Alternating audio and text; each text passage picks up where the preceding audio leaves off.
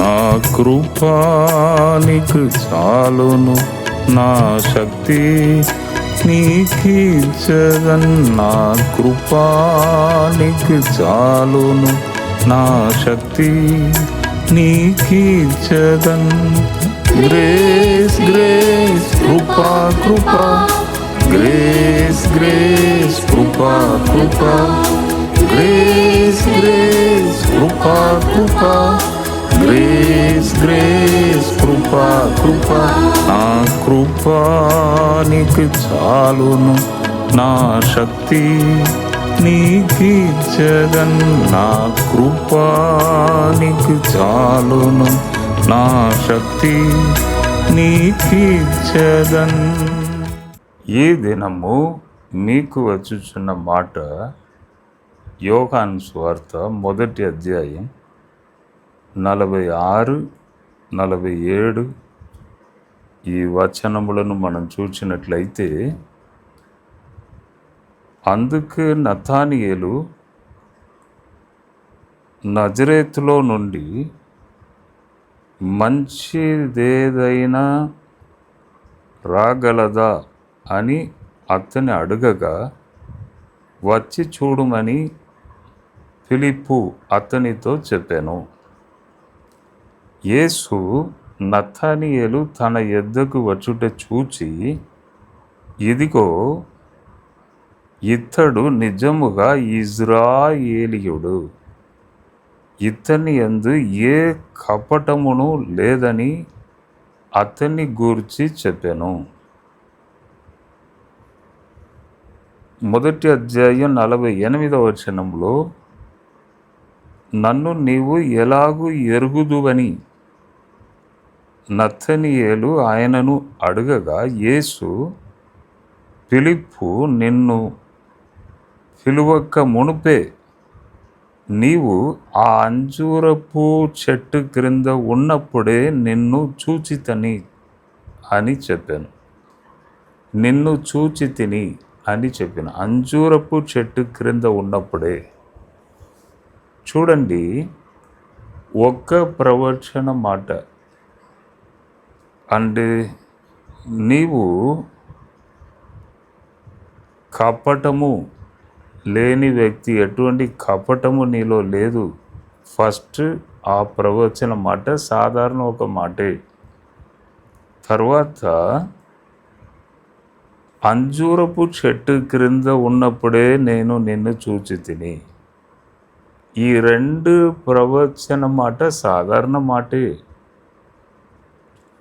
నీకు ఇంతమంది పిల్లలు, నీ తల్లి ఇది చేస్తున్నారు, ఈ తండ్రి ఇది చేస్తున్నారు అంటే ఎటువంటి ఏదో పెద్ద ప్రవచనం అని కూడా కాదు.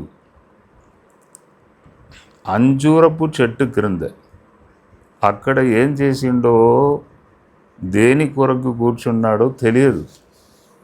కరెక్ట్ దేవుడు చెప్తున్నాడు, నర రూపమెత్తి నరుడుగా ఈ భూమికి వచ్చిన నజరేయుడైన యేసు.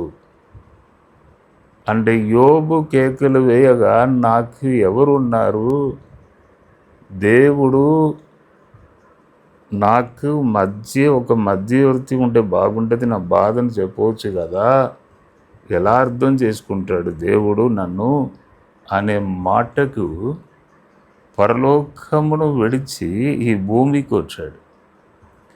బాధ ఎటువంటిది, కష్టాలు ఎటువంటిది చూడుటకు వచ్చాడు, నొప్పి ఎటువంటిది చూడుటకు వచ్చాడు.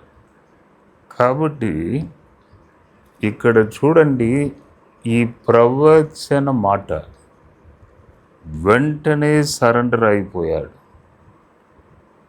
మరియు ఆయన అక్కడ ఏం చెప్పబడి ఉన్నదంటే, నతానియేలు బోధకుడా, నీవు దేవుని కుమారుడవు. పెద్ద ప్రసంగం చేయలేదు, వాక్యంని తీసి మాట్లాడలేదు, ఏం చేయలేదు. ఆయన ఏమంటున్నాడు, ఈ 2 ప్రవచన మాట వినబడంగానే, ప్రభువా నిజముగా నీవు దైవ కుమారుడే అన్నాడు. ప్రవచన వరము ఒక వ్యక్తిని సరెండర్ చేపిస్తుంది. సరెండర్ అంటే ఎవరైనా మిలిటరీలో లొంగిపోవాలంటే ఏం చేస్తారు? 2 చేతులను పైకి ఎత్తి సరెండర్ అవుతారు. అయ్యా ఏం చేయకండి అయ్యా, నన్ను చంపకండి అయ్యా అని. అట్లా సరెండర్ అయిపోయాడు. నీవు దైవ కుమారుడయ్యా, నీవు ఈ 2 మాటలకు ప్రవచన వరం అనేది చివరి కాలంలో చాలా అవసరం. అప్పుడే మోషే కాలంలోనే మోషే చెప్పాడు, నన్ను పోమంటున్నావు, ఫరో యొద్దకు వెళ్ళమంటున్నావు, ఇజ్రాయేల్ ప్రజల దగ్గరికి పోమంటున్నావు, నేను పోతే వాళ్ళు నమ్ముతారా?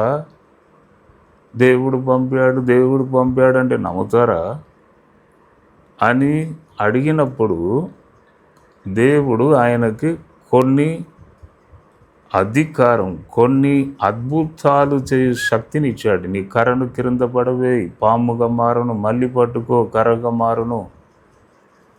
ఆ తర్వాత ఆయన వెళ్ళాడు. అప్పుడు ప్రజలందరూ లోబడ్డారు.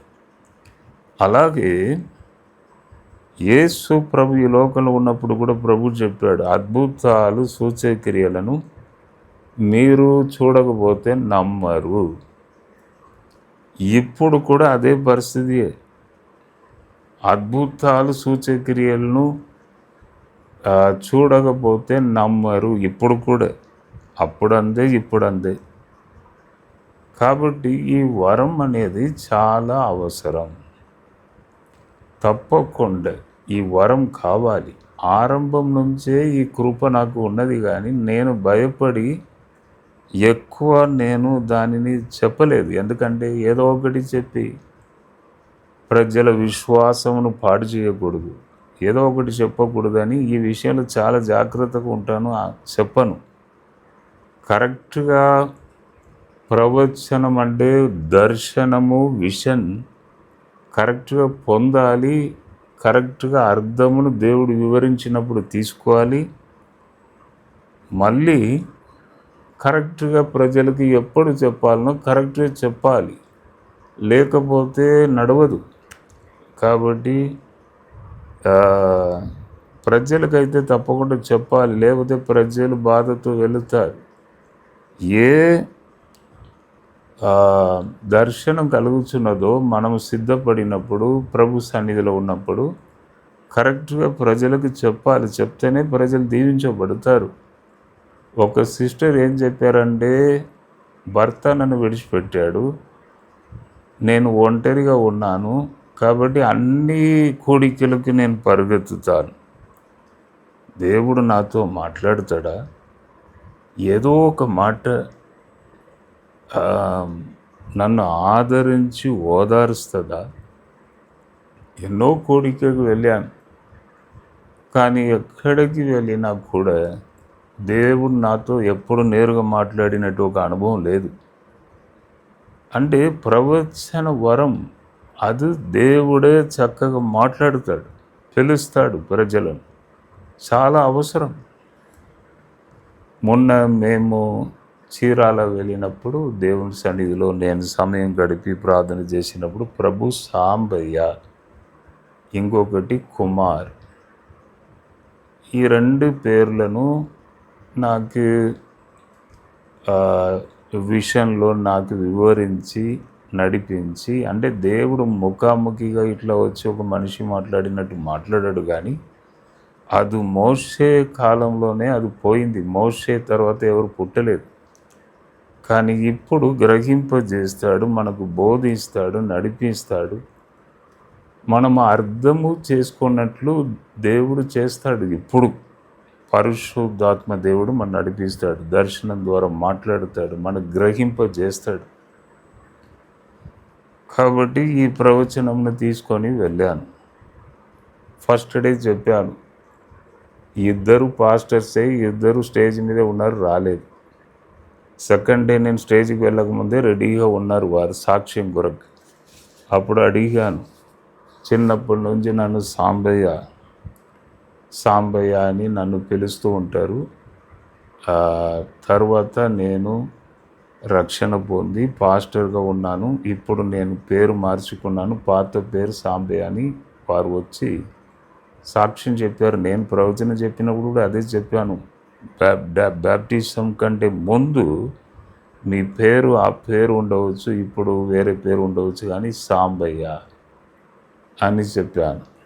చూడండి, అద్భుతంగా చెప్పి ఎందుకు దేవుడు పిలిచాడు, కారణం ఏమిటి? తగ్గించుకొని వాడు హెచ్చింపబడను అను మాటను ఆయనకు చెప్పి, నువ్వు తగ్గించుకొనుచున్నావు కాబట్టి తప్పకుండా దేవుడు నిన్ను హెచ్చిస్తాడయ్యా, అందుకే పిలిచాడు, అందుకే పేరు పెట్టి పిలిచాడని నేను ఆయనకు చెప్పడం జరిగింది. చాలామంది సంతోషపడ్డారు. అక్కడ ఉన్న ప్రజలు, కూడికకు వచ్చిన వారందరి యొక్క విశ్వాసము తట్టి లేపబడినది. ప్రవచన వరం అనేది చాలా అవసరం. కాబట్టి ఈ చివరి కాలంలో కూడా చాలామంది అటువంటి వరం గలవారు తప్పకుండా మన దేశంలో, మన రాష్ట్రంలో కూడా లేవాలి.